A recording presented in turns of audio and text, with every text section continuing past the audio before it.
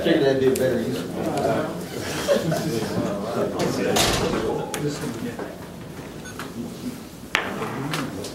This is Kenny's show, so you just fire away. Obviously, we just wanted to do this to give everybody the opportunity to talk to Tom on his 15th anniversary. Tom, when you look back at these 15 years, what are some of the highlights to you? What's meant the most to you?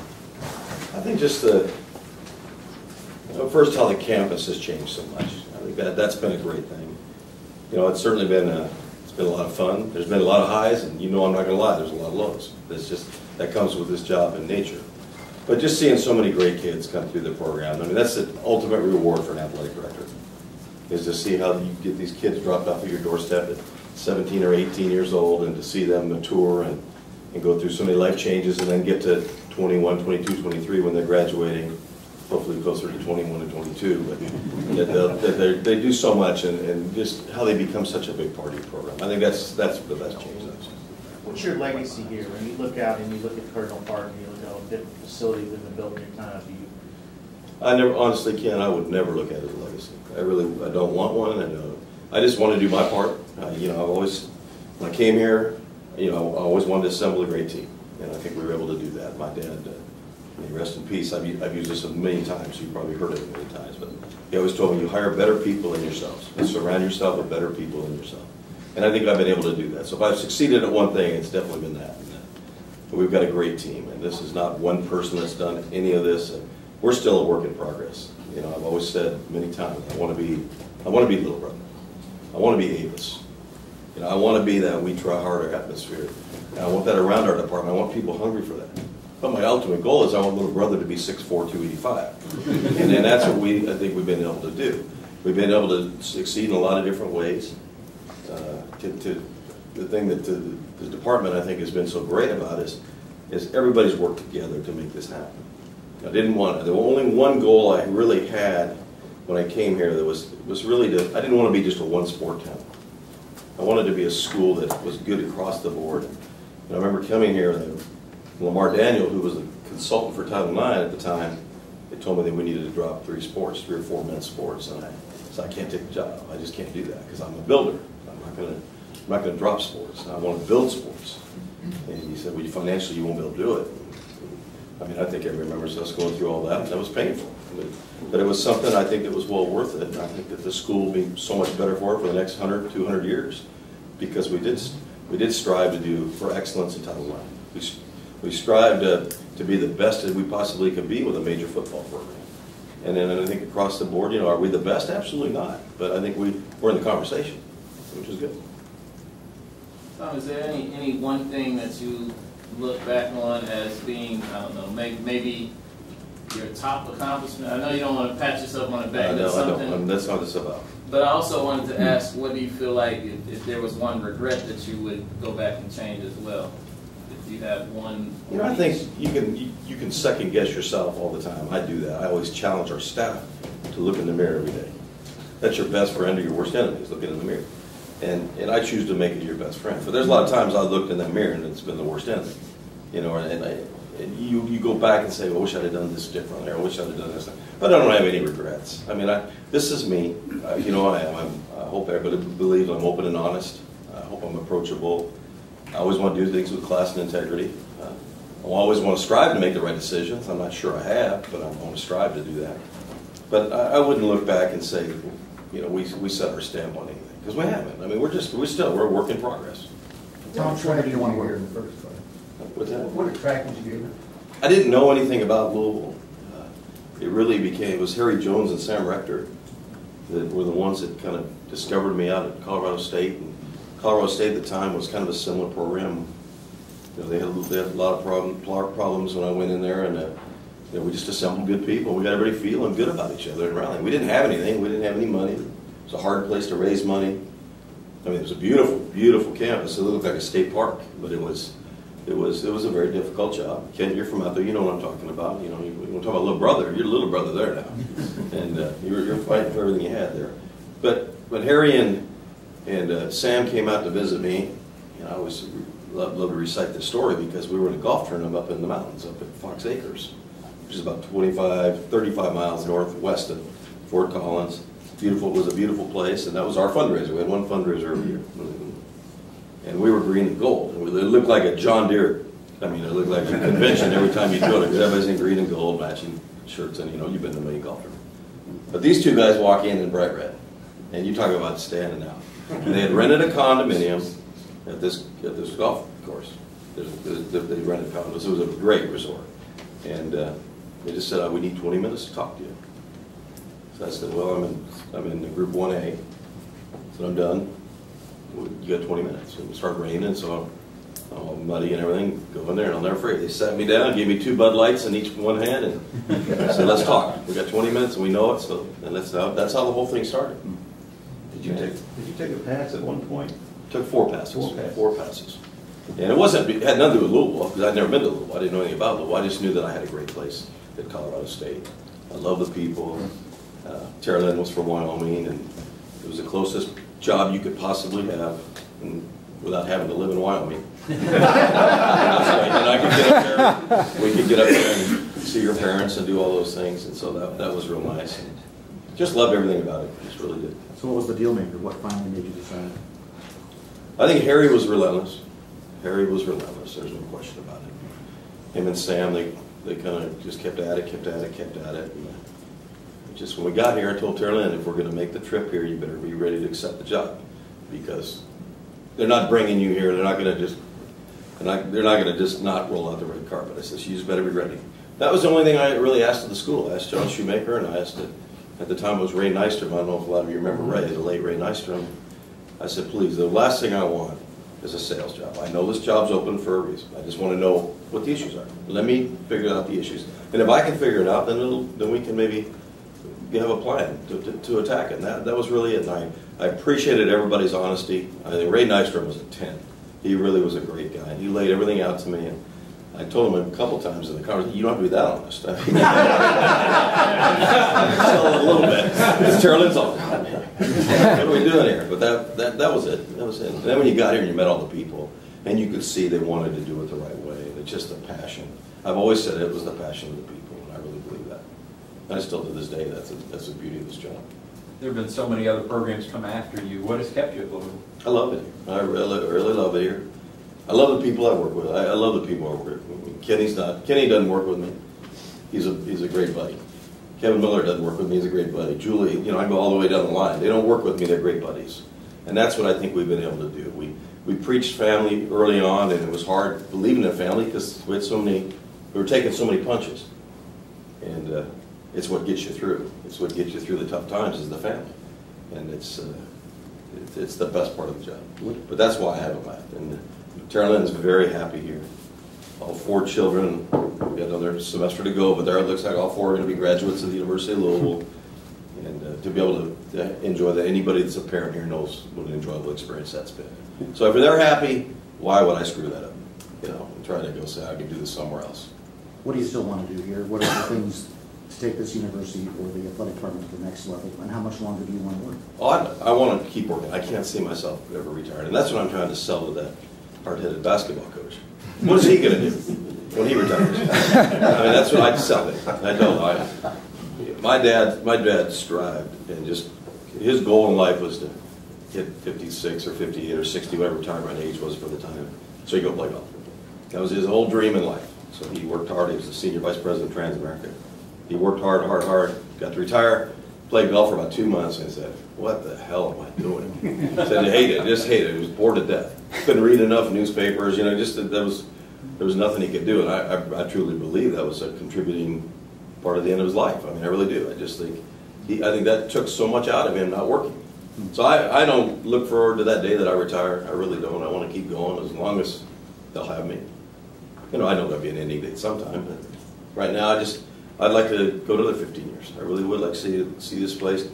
I want it to be the best it can possibly be, and I love it. When you got a passion about something and you got people around you that have the same passion, it's a pretty good chemistry. What is the biggest challenge you think you face in the next several years? I think that Next changes. 15. What I think, Russ, I think everything changes every day. I mean, today you might look at it and say it's the conference, but the conference might turn out to be a big asset. You don't know. It might be financially. It might be who the governor is. It might be you know, who the coaches are. You know, I don't know. I don't think in athletics you can predict where we're going. And I think that's the beauty of athletics. There's no days ever the same. What is your process of kind of self-evaluation? Is it every year you kind of look back? Can you look back as a whole? How do you make yourself better? Adam, I promise I look at myself every day. I really do, because well, how can we get better every single day? That's what keeps me going every day, is how can we get better? And that is so important. And I think that's what's driven this whole athletic department. There's 280 people, I think, that feel a lot like I do. And, you know, in the hiring process, it's the one thing I always really look at. I never really pay attention to resumes. I mean, Kenny knows, he's watched me do this for a lot of it. I pay attention to the passion of the person. If they got the same passion for this job as that I do, and they don't really look at it as a job. I've never looked at it as a job. Well, take that back. There's a few days I've looked at it. But I look at it as a hobby. Not a hobby, that's not the right word. It's just a passion. It's something, it's a way of life for me. And that's what I want surrounding me. And I think we have that. You walk through our hallways, you see people bouncing off the walls. That's good. I like to be able to try to rein people in instead of trying to create an energy. When you have to create an energy, you got the wrong people. Coach Strong was just talking about when he first came here, and he talked about, you know, meeting you, but he also said that he never saw the field or any of the facilities, and he was kind of like, as soon as he was here, he was here. What was how did you sell it to him? What was the strategy? Well, to him, you know, I thought for the last couple of years of the previous regime that he would be the perfect fit here. I'd known Urban, because Urban worked with us at Colorado State, and Urban thought the world of it. You know, I talked to a lot of people, Seth Hancock quite a bit, talked to a lot of people who knew Charlie, and I was very fortunate. I played, you know, when I was drafted by the Steelers, I was there about 15 seconds, but I got to meet a guy that was really, really impressive, who then when I went to the University of Minnesota, that was his alma mater, he'd be there. This guy named Tony Dungy. So I was able to develop a friendship with Tony. Now, Tony's got 600 million friends, so I'm just one of them, of that 600 million. But I called on him quite a bit through this whole process. And he was somebody that, you know, when you call on somebody, they always say, oh, he's a great guy. Well, I didn't need a great guy. I needed a great person who was a great character, who was a great coach, and going to be a great teacher, and then was a great fit in this community. And Tony really sold me on the whole thing. Sure. Coach Strong said you only asked him one question. Is that true? Yeah. Do you want to be the head coach? Are you going to accept it? That was it. And then I said after that, let's start the interview. That was it. What do you think, when you walk out and you see, you know, Cardinal Park, Ulmer Stadium, and soccer stadium, and all that stuff, what kind of goes through your mind when you see all that has been built in the last 15 years? Well, number one, it was a necessity. That wasn't a brainchild of myself. It was a necessity that we needed to do. We were severely lacking in Title IX. And if we were going to be very bold with Title IX and gender equity, which was one of my huge commitments here, was we had to have facilities for these young ladies to be in. So I think we did. So necessity really drove that. I thought when I also came here, the thing that really hit Tara Lynn the hardest when we were just touring the campus was you had a beautiful campus and the most ugly front lawn in the history of the world. And then, meaning on I-65, and you know, my little limited marketing background told me you've got 100,000 cars a day going up and down this interstate. You've got a beautiful, beautiful view of everything, yet you've got an ugly piece of property. You know, so develop it. So that was a twofold. That was a win, kind of a win-win, I think, for the university. How are you able to get this culture of compliance that you've had since you've been here? I mean, is it right away? I mean, 15 years ago, maybe. Well, we had to. We had to, Drew. There was that wasn't anything that took. That wasn't anything that took any brains of mine. It just took a bunch of people buying into it and say we're going to do things right. Because the one thing about having problems with the NCAA is you've got a broken leg. That's what I always told our staff. You're trying to run a race, but you've got a major broken leg. Today would be major ACL surgery. You can't run that race. So how can we compete? How could we compete with anybody with that noose around our neck? You know, the thing I was so petrified about when I did take the job was that death penalty was looking at us because we were a double offender within the 5-year period for a major. That scared me more than anything. That was the only thing that almost scared me off of this job. But I talked to Cedric Dempsey at the time, who was kind of my mentor. When he was at Arizona, I was at Northern Arizona. And we worked through that. We took a big hit. But I didn't know how to deal with the NCAA in those, because I'd never had that experience, nor do I want to be experienced with that. Trust me, I don't want it. But I think it took a lot of people in this department to buy into it. Let me pause just a second. We got a visitor here, slide over a little bit. This is a setup. Slide over. No, I just wanted Real dress for it. Yeah, Listening to my coming up. voice. Just because, This is a setup. no, Coach wanted to, we wanted to. He was just looking to get off the list. Yeah, so, well, I just want to congratulate Tom. 15 years is, it's not that it's the length of time, it's what has been accomplished in 15 years. I've never seen, you know, back a long time ago when I used to drive by here, I actually never knew the University of Louisville was here off the highway, because we always played at Freedom Hall, and I never knew it.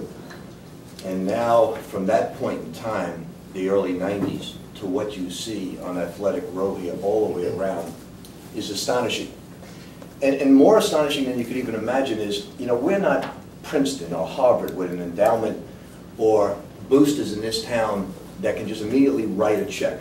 Because I think if you look at an athletic director, he wears like 5, 6 different hats. He's a fundraiser, he's a builder, he hires coaches, he keeps everybody compliant. He builds morale into the city. His family's a great example of what family is all about. And not only has Tom accomplished all those things, but he built it without boosters who can really write checks. So he's got to go out into the community and grab the Owsley Frazier's of the world and people who did not graduate from Louisville and convert them into fans. And I have one cute story with a guy by the name of Rat in town here. He was the biggest Kentucky follower of all time and one of my biggest boosters, and a great guy. His name does not depict what type of guy he is. But he has, I always remembered his face when I came here, always remembered everything about him from the Kentucky days, but I couldn't put 2 and 2 together. And then everywhere a Louisville event was, he was there. And he became Tom's biggest supporter, and just a regular guy. And I asked my son Michael, I said, you know, that guy looks so familiar to me. He said, Dad, he was one of your biggest guys, supporters at Kentucky. I said, what's he doing in Louisville? He said, Tom just converted him. And whether it was Ralph Beard or whoever it may be, he just got so many people involved that really didn't have the ties to the diploma at the University of Louisville. So it's not like you see in most situations. So I just want to congratulate you because I think it's astonishing what he has accomplished. And for all of us who are part of this organization, part of this university, we know what he does. He not only gives us everything we need to be the best at what we can be, but he does it in grand style. And right now, if you look at what we've done in 2005 in the Big East, there's no telling what can happen down the road with us. Because football right now is undefeated, women's volleyball, you just name the sport and they're on top. And he does it with great style, he's compliant to every rule, and he gives us one message. Win with style, and make sure that we don't deviate from the rules at all. And we've all had that message, we all go out and do it. And 15 years later, right now, Tom can hang his hat on that every single coach would take a bullet for him, every single coach admires and respects him and his family, and he represents all of us in just the highest fashion that you could possibly be represented. So, congratulations. Before you leave, let's save these guys a trip next week. We get to extend your contract, don't we? Yeah, so I can die on the court, yes. See everybody. What about his contract situation? What do you like to say? I wanted to sign it. How long an extension are you looking at? I want to take him out another 5 after this, take him to age 70. As you see, I think he's somebody that's 60, going on 35, and I really believe that. I really believe it because we see him every day. I mean, Kenny, you back at me if you think I'm lying. I'm not exaggerating. You're around him, see that. This guy's got more energy than a human being alive. So I think it'd be a crime to see him retire. Well, is he balking? I mean, is it a tough sales job? Well, the problem is he doesn't need anything. What do you give him? So that's it. You can't give him a horse. You can't give him tickets to the track. You can't do it. So we'll just play on his passion. I think hopefully he's leaning that way. Originally, it was no. We signed one. We're going to stay with that. But I think now he's, and you got to credit this to all these kids. I mean, there's no other way to look at it. It's not the success. It's not the Final Four. It's not the number 1, 2, 3, 8 ranking, whatever we are. It's those kids. Those kids are just something special to him. I mean, I've never seen him like this with these kids. I mean, last year they were incredible chemistry, and I think this year's even better than last year as far as chemistry. And so he's having fun. And we've always had a deal, him and I, as long as you're happy and healthy, and you'll stay. And he said, yeah. And he thought 65 would take him about plenty of time. And I think one more would be great for him, and then we'll work on the next one after that. Are you optimistic? Yeah, I think so. I think, have we agreed to anything? No, but he knows we're going to put so much pressure on him that we can make him wilt. How difficult is football scheduling now? What's that? How difficult is football scheduling? Football scheduling, believe it or not, it's always been one of the most difficult parts of this job. It's incredible to get people to jump out and to play each other. You know, we've had so many close calls on how we want to schedule. You know, really, you know, the number one thing to me still will remain, my priority is to get Indiana on that football schedule. Not to put them in a bad position. I'm not saying it for that reason. I'm just saying that's a game I think that's just great for everybody involved. And I'd love to, you know, I know Rick wants to play Tom, and I think Tom wants to play too. I think we'll get that'll all get worked out. But I think that'd be a great school to play in every single sport. And as I envision some kind of a Kroger Cup, because we'll ask them to sponsor it or somebody, you know, have a very friendly rivalry. I think it would be a very friendly rivalry. And so that's something we're working on, and we are speaking with them. You know, I'm sure if they can accommodate, I think Fred Glass is a great guy. The little bit I've come to know of him, I really enjoy working with him. And I think this is something that would cut it for us. So that to me is just a no-brainer. I think you've always got to take care of no-brainers first. To me, that's the no-brainer. I think us playing Kentucky and us playing Indiana, I think is a must. And then we want to beef up our football schedule, because I think as we go forward, we must presume that we're in the conference that we're in.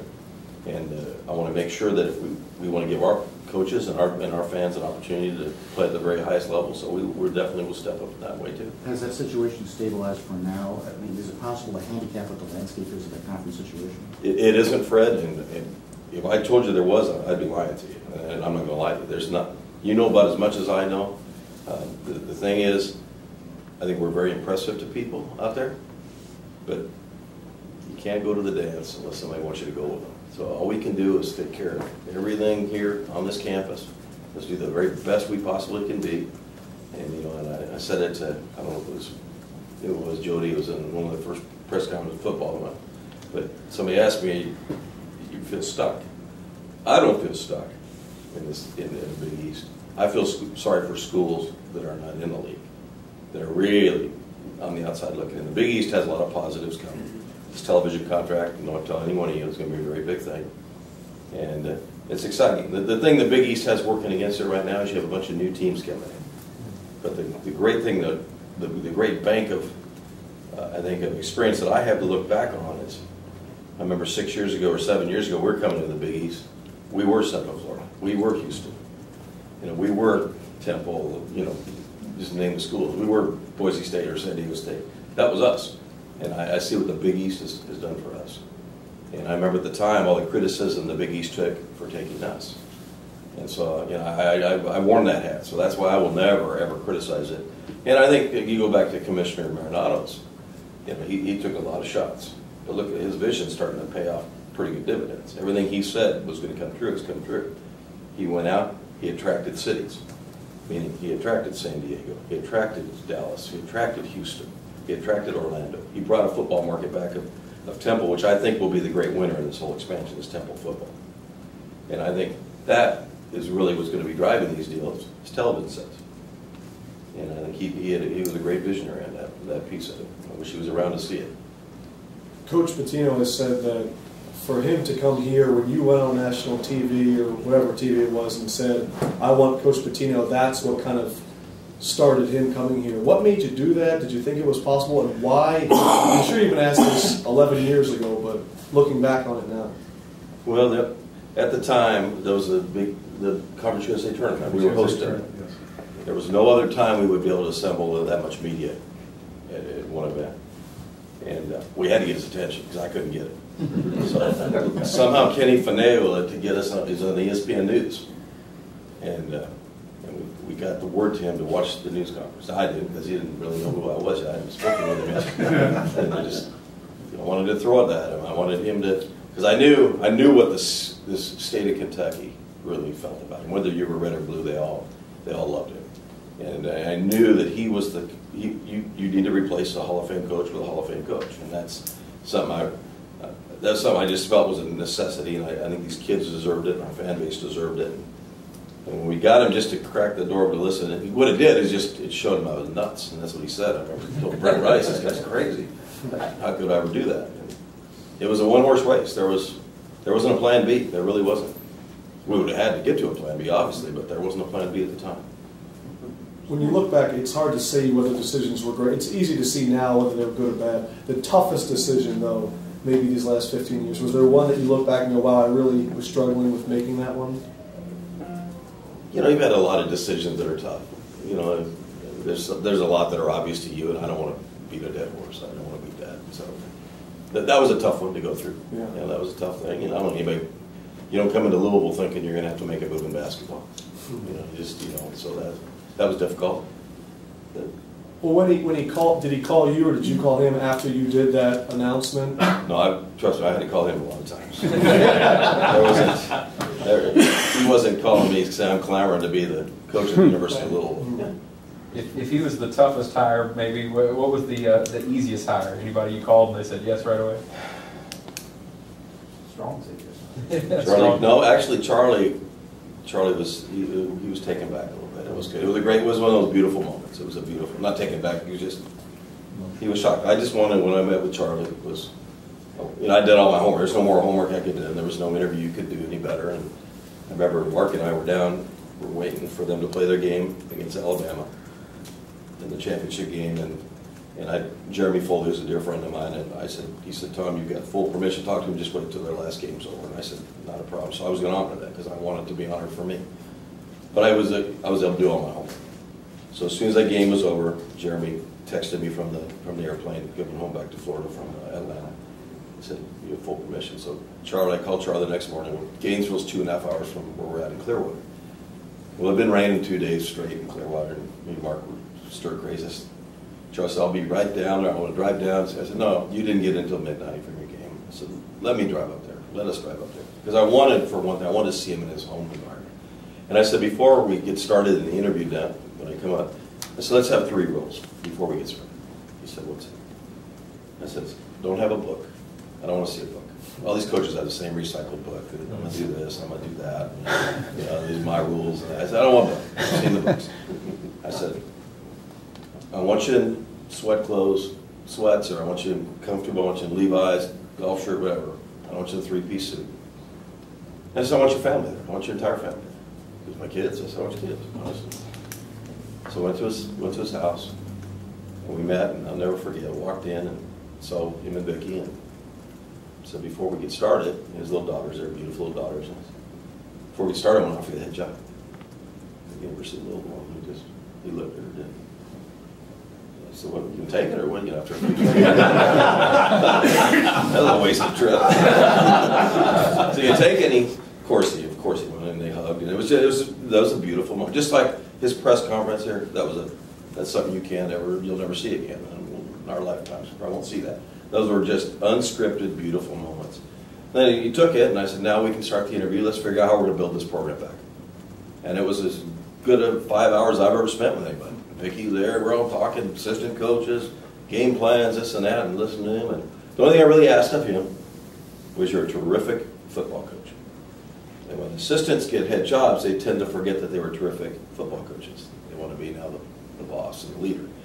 And I said, I want you to continue to coach football. And he gave me his word, and he has certainly done that. He's continued to coach football. He's the kind of guy that went so long with doing the interviews and not getting the job. And I know that he's told us before, he never thought it was going to happen. Emotionally, what was it like for him to finally hear yes? Could you sense that? Yes, I did sense that, and I think that you know, he knew I was very serious. I mean, I just wasn't doing that for drill. I wanted, you know, he was somebody that I really cared about. Just everything I kept finding out about him, I really, really liked. I thought this community liked him. Did I think the community would embrace him as much as they have? Not at all, and that's a credit to this community. You know, I think that Charlie was worried about has never been an issue. His family is beloved in this city, and I think that's just great. Sometimes things work out great, and sometimes they don't. That one's worked out great. Is there anything about the template here that works in Louisville that might not work somewhere else, or vice versa, that would work somewhere else but can't work here? I don't know, Tim. I think it's a pretty easy formula. I really do. Maybe I'm just naive. I think that you get good people. I think that's what it starts. And you get people that want to be successful, that want to go the extra hours. I mean, look at this guy. You all know. He works 80 to 100 hours a week, whether you ask him to or not. I never have to ask him. We don't have hours in our office. We don't have hours. I don't believe in that. Our motto is to just get the job done. But there's a bunch of Kenny Kleins running around that building. That people just give you what they got. That's not everywhere. I think the great template, if you're looking for one, is a relationship that I have with the president. I don't think you find that anywhere. Athletics is an important thing at this university, and I think that's a big thing because of Jim Ramsey. I mean, he lets you do your job. He's a terrific leader, but he's a real person. He's not the stereotypical president. He's a real person. And I mean, I can go to him for anything, whether it has to do with athletics or not, I can go to him for anything. And he's a super guy. His ego is never once got in the way of anything, because he doesn't have an ego, and I think that is something that I would always want to make sure I have. So he's the guy that's going to really dictate, I think, to all of us what kind of program this is going to be. As a follow-up, more about the market itself. Rick alluded to there aren't a lot of people here who can write the big check. Well, there is, though. There's been a lot of people. I don't know what kind of size of check Rick was talking about. He's the only one in that league that can talk that way. But they were great. This town has been extremely generous. So I think what we needed to do right away, Tim, is to get a vision in place. And that's why the broken leg scenario was so valid, in my opinion. We had to do things right so people knew they were believing that we were doing things right. That we were going to be a clean program. We were going to do things with class and integrity. We were going to fix gender equity. We were going to be great academically. We were going to play by the rules, and we were going to be competitive. Those were our 4 major goals. And I think we were able to slowly but surely check those all off. But number one had to be that we followed the rules. And then once we did that, once people got a vision of what we wanted to do and how we wanted to fix it, we went about it, and people bought into it.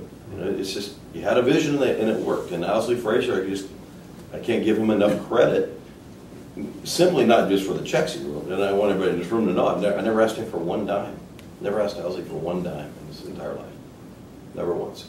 Now, we got plenty, don't get me wrong, from Owsley, but I never asked him for one dime.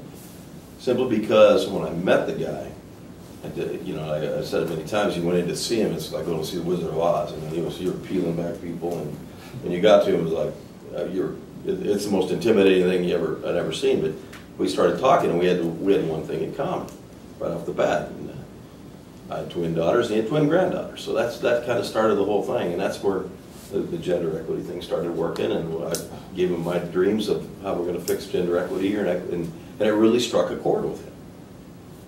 And that's how Cardinal Park really became. It's not only did he invest in it, but he believed in it. And I think I told you, Rick, I never gained so much weight in a short period of time as I did with him, because he'd go to this magnificent cafeteria at Brown Foreman. And he'd have a meeting there, lunch meeting every single day, that we'd have new business people and talking, pitching our product. And he just was really committed. And then once the thing started going up, Cardinal Park, and you could see it from the interstate, and it was really a hit. He'd drive by 2-3 times a day, or have his people driving by, and he would check for bushes being dead, flowers not looking right. Was the grass dying over this area? I mean, it was a very, very big, very important thing to him, and I think that attention to detail, I think, really permeated through our department, because if it means so much to a guy like Owsley Frazier, it sure as hell can mean a lot to us. You see a point in your vision 15 years out where more than 2 sports are self-sufficient? Yeah, I do. I think women's basketball's got a really, really good chance of that. I think simply because TV contracts are going to start paying more attention to them. We're doing a great job, I think, at selling tickets, but I think the prices will continue to rise and things like that. Yeah, that one's got a chance. After that, I don't probably see another one. A lot of talk last week at the basketball media day about the future of the conference. Let's talk about, it seems like everybody's a little more content a little more at ease the last month with Mike in charge. Talk about that transition and what he has done so far as a commissioner. No, Mike's a great man. You know, I don't know Mike in the role as a commissioner, but I do know Mike in the role as a TV executive. And I've known him for probably 28 of my years, and I know Kenny's known him longer than that. You can't find anybody that's going to say a bad word about Mike Oresco. He's got a lot of integrity, and I think that he's the right person for this job, and I think he's aligned people the right way. You know, obviously he's got a lot of weight on his shoulders with this television contract, but that's what he was hired to do, and I know that he's going to give it the best shot he's got. How worried are you about Charlie staying here and his future? I know you always say if the coach don't want to be here, you don't. Yeah, and I believe that. I do believe that. You know, all I can do for Charlie is as much as we possibly can. That's about it. I'm gonna do everything I can because I think he's a terrific fit here. You know, I didn't bring him here and hope that he leaves in 3 years. It wasn't one of those. But I think stability really breeds a lot of success. But I think this is a great place for him. I really think it's a great place for him. But ultimately, it's got to be his decision. It can't be mine. It can't be yours. It can't be Bob's. It's got to be his. It's got to be his decision. And I don't know, you know, what his family thinks. I don't know what's out there. I think jobs will start coming open now and that. And, you know, I don't know what's going on behind the scenes. All I ask him to do is be open and honest with me. But I'd sure like to have a shot to sell and continue to sell this place because I think he'd be great here for a lot of years. This is an entailed answer. The thumbnail, how difficult is it from your perspective, because we all have our own perspective on it, to get a Florida State or an Ohio State on your schedule, that sort of thing? How tough is it? It's been very tough for us. Problem is you don't just schedule for next year. You're scheduling 5, 6 years out. You know, and people were saying that a couple weeks ago, why do we schedule Southern Miss? I didn't know it was going to rain, so I didn't. But you know, when we scheduled Southern Miss, they have a pretty damn good football program. You know, and that was a tough one to get. That looked like it was going to be a really marquee game for all of us. And then we played in the bowl game. Both programs looked like they were really going this way and aspiring that way. I think the important thing, Bob, is we get balance. We got to have balance in our schedule because we don't know where we're going to go. Just, you know, when Michigan had an opening, we called Michigan. We still haven't heard back from them. I mean, we call them just like you read in the paper. They dropped Notre Dame, and we called that same day. You know, I'm sure another 100 schools called that same day too. So I think when it all gets sorted out, it'll all work out. Is it a money thing as well? I mean, you have to think. I don't think it is. Usually those are home and home. I'm a big believer in home and home schedules, and because I don't want to cheat our fans out of a home game. And plus, we still need to pay for this building, so we need home games. And I want to make sure that we keep a strong schedule. If we want to pretend and act like we're the top of the college, or in the conversation at the top of the college football world, we can't be out playing 2-for-1s. And what I would say to that, is anybody else playing 2-for-1s? Not one comes to my mind. And I asked Rocco to look it up the other day, and Rocco, I don't know if you ever find it. I mean, even in the Sun Belt, I don't know if anybody, you know, and I don't know why people would expect us to. Off the beaten path, two of the great visionaries, I think those of us who've been here a long time have come across are you and Howard Snellberg. I'm just wondering, as you got to know Howard later on, what do you think would have been like to work with him? I think you two together, that could have been a really... I really like Colorado State. That was a good place. You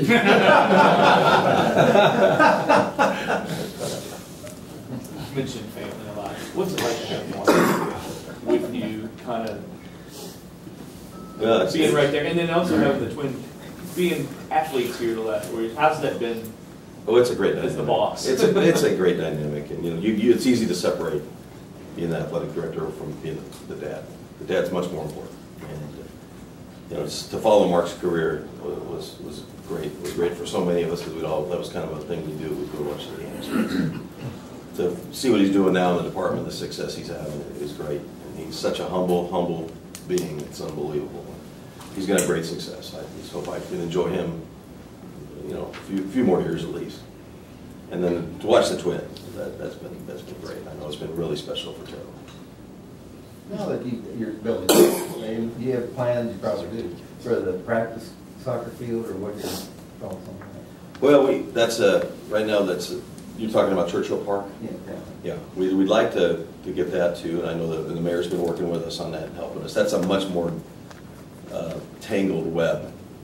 And it's out of everybody's hands. This thing goes back 50, 60 years and some deed restrictions and that. So we're trying to work through that. But I think that would be just another great asset to the soccer stadium for us to do that. And I know he wants to do, Ken Lola wants, then we want to have like an AstroTurf field out there so we can use it year round.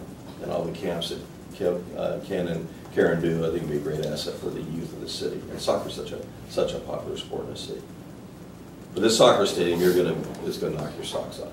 This thing, Wayne Estoppel, I don't know how many of you know Wayne, but he owns the Louisville Lightning.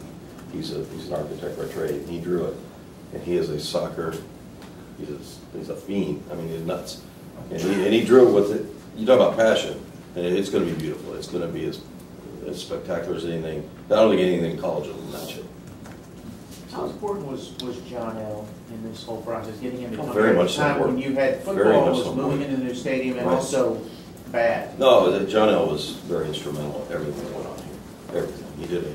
He did a great job getting kids to believe in what was going on. Coming off of 1 in 10, you don't just bring somebody in and all of a sudden transform it. And the way he did transform it and bringing in great assistants like Bobby and that, getting 600 points or 600, it was 600 points, but 600 yards a game on people, and I think it was something that just captured this community and really shocked them. But John L., I feel so bad for what he's having to go through now because he doesn't deserve that. He's worked very hard in his career, and all the many years that I knew him, that I still know him, he just has been a great friend. Tom, there was a time maybe 4 or 5 years ago, I think, when you said that there are some people that are always going to treat you like an outsider here. Is that still the case? And if so, is it bothersome? Here, that's for sure. I think every year it gets better. It gets better. We sure enjoy it. We enjoy it very much. We really do.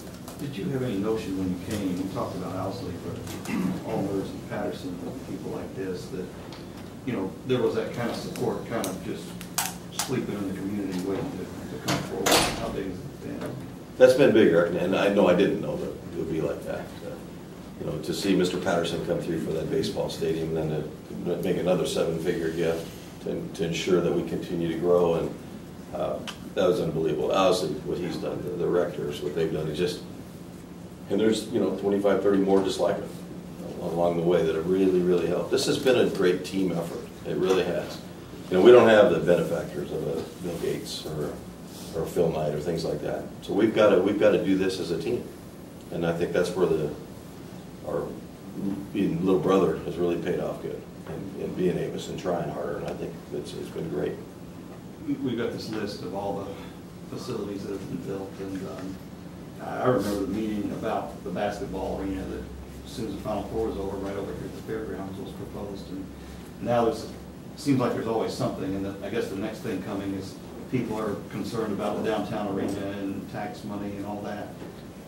What do you think when you hear this kind of talk, and where do you stand on just how things are working down there, and what you would hope to see going forward?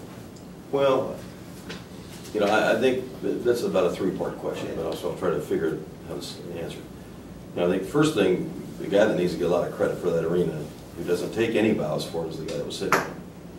I mean, he not only turned the program around, did it the right way, but he's the one that got the governor really thinking in terms of let's do this, because it's very difficult for us to schedule. I think that's no secret to anybody. But the community needed it. Our goal was to be where these silos are. That's what we dreamed of. It was in our master plan. As far as the community, as far as the university community goes, we felt that we'd have that, the football stadium, the auditorium, Cardinal Park, the baseball stadium leading into Churchill Downs. We thought this would be a great paradise for everybody. And people decided no, they wanted downtown, and we said, okay, we'll go for it. And then it was Ed Manasseh. Your previous boss, he was the one that really, it was his vision to put it there where it is, and to relocate LG&E, which had to be relocated anyway, which I've been told ever since. But it had to be because it was just archaic, I think. And so we moved down there, and we went into our deals to do the lease, and everything was public record. Everything was online. Every negotiation was online. Even prior to the memorandum of understanding being written, it was online of what we were asking for. So we went in, and And really, the only group that took a hit on this whole deal was us. Because, number one, we didn't get to stay where we wanted. I didn't think it was a pipe dream because when it's sitting where the silos are, and you get those same 100,000 cars a day going by, it would have really it would have been a great vista for athletics, and it would have been on campus, which I think everybody knows how much important it's been for us to turn this campus in from a commuter campus to the residential campus it is today. So we did this deal, you know, and even John Schnauer, who was probably our number one benefactor, he questioned me quite harshly about you're too ambitious and you're too aggressive and you're making promises you're not going to be able to keep. I said, John, we're going to be able to keep them. He was the only one that stood up about that deal. So we did it, and we've made our promises, and we've done what we said we would do. And that's all we want to protect.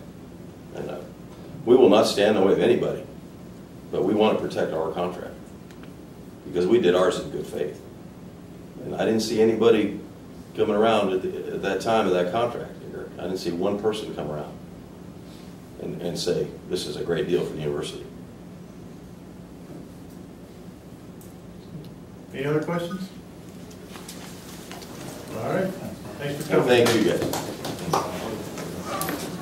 To make it survive.